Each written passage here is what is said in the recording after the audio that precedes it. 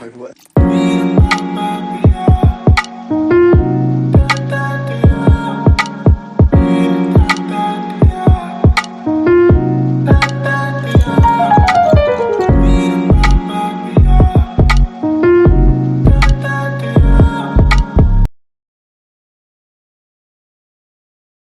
রান্না শুরু করছি শাওন পাকশালা কবিতার ছন্দে।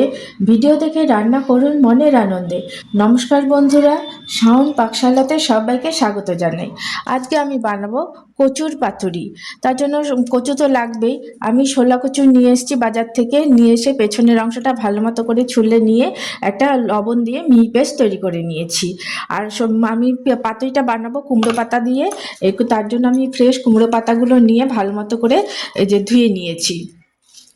এখানে নিয়েছি দু রকমের সর্ষে বাটা, কালো সর্ষে, সাদা সর্ষে, ৫-৬টা কাঁচা লঙ্কা দিয়ে সামান্য লবণ দিয়ে একটা মিহি পেস্ট তৈরি করে নিয়েছি।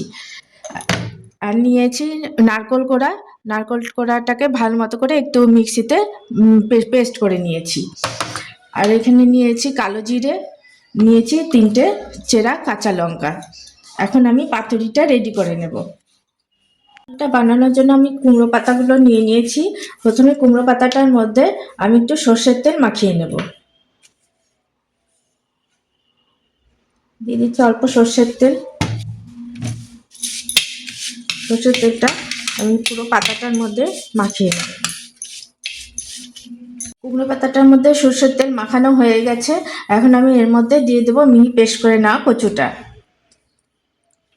দেবো সর্ষে বাটা, নারকেলের পেস্ট, অল্প কালো জিরে, দিয়ে দেবো সামান্য লবণ। যেহেতু কচুটা পেস্ট করার সময় সামান্য লবণ দিয়েছিলাম, এর জন্য এখন অল্প করে লবণ দিলাম। দিয়ে দিচ্ছি সামান্য হলুদের গুঁড়ো। এখন সমস্ত কিছুর সাথে চামচটা দিয়ে ভালো মতো করে মিশিয়ে নেব। সব কিছুর সাথে আমি চামচ দিয়ে ভালো মতো করে মিশিয়ে নিয়েছি। এখন এর মধ্যে দিয়ে দেবো সামান্য সর্ষের তেল, দেবো একটা কাঁচা লঙ্কা। এখন আমি পাতাটাকে মুড়ে নেব।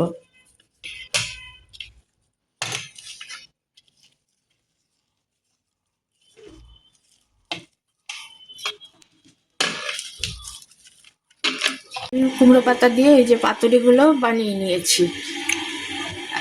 এখন আমি তেলের মধ্যে সেঁকে নেব।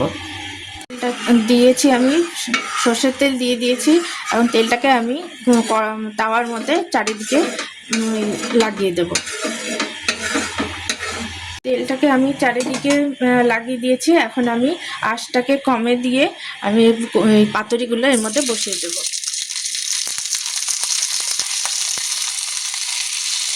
আঁচটাকে লোতে দিয়ে আমি একটা লিড দিয়ে দেবো এর মধ্যে, এগুলো সেদ্ধ হওয়ার জন্য ভালো মতো করে। আমি আপনাদেরকে খুলে দেখাচ্ছি এটা।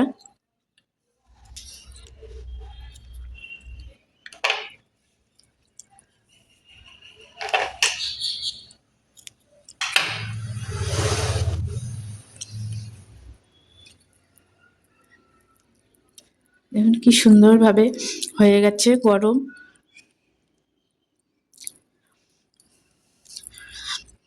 এটা খেতে দুর্দান্ত লাগে। গরম ভাতের সাথে আপনারা এটা করে খাবেন। আর খেয়ে ভালো লাগলে আমার চ্যানেলটিকে সাবস্ক্রাইব করবেন, লাইক করবেন, শেয়ার করবেন এবং কমেন্ট করে আমার পাশে থাকবেন।